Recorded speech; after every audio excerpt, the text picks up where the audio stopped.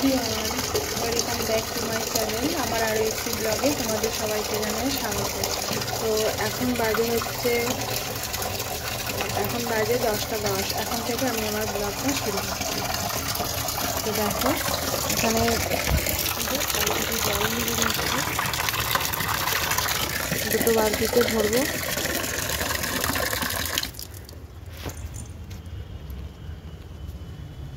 একটা আমার ছেলে চান করবে, একটা আমার বর চান করবে।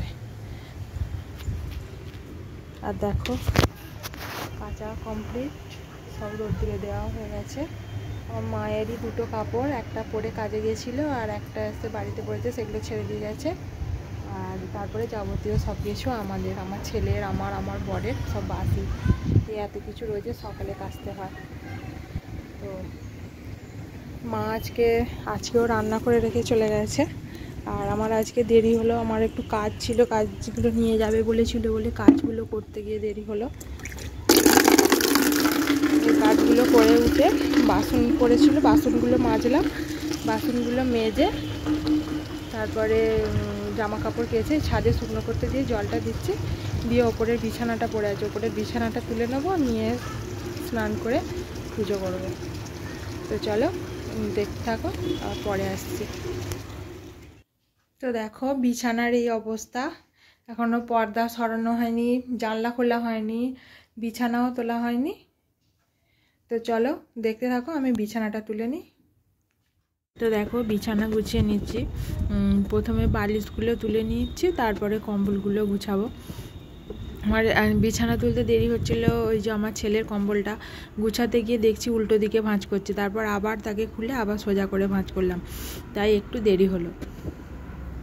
তো দেখো কাজ করতে করতে তোমাদেরকে একটা কথা বলতে চাই যে আমি ইউটিউবে নতুন, প্লিজ আমাকে তোমরা সবাই একটু এগিয়ে যেতে সাহায্য করো। তোমরা না সাপোর্ট করলে আমি এখানে কিছুই করতে পারবো না, এগিয়ে যেতে পারবো না।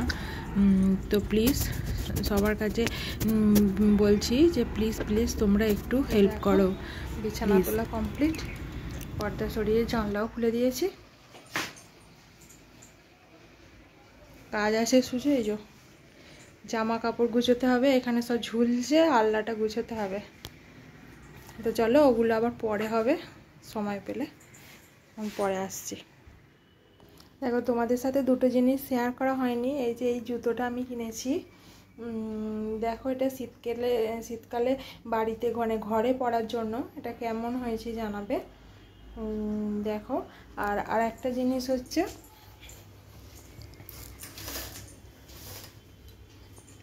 এই যে দেখো এই পর্দাটা,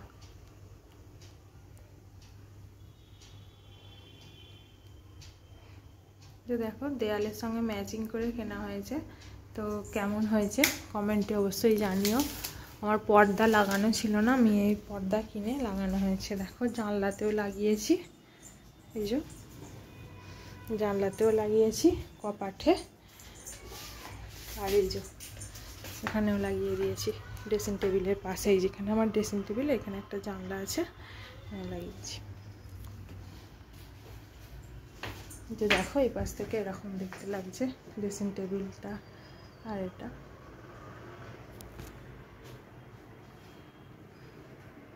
কেমন হয়েছে জানিও। তারপর স্নান করে পুজো করে নিয়েছি, তারপর চলে এসেছি টিফিন করতে। আজকে টিফিনে আছে বাঁধাকপির তরকারি, মুড়ি আর শসা। এটা মাই করে রেখে গেছিলো।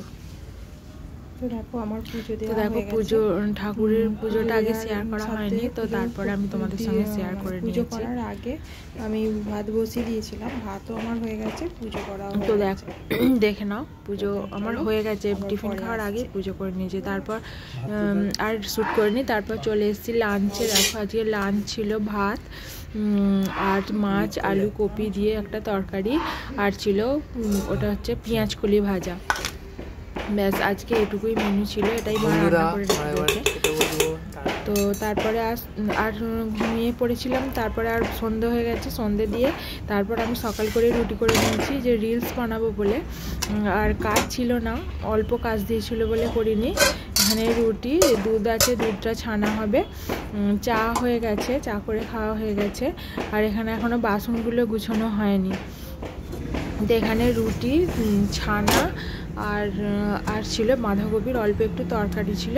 ব্যাস এই দিয়েই আজকের ডিনারটা হয়ে যাবে। তো টাটা, গুড নাইট সবাইকে।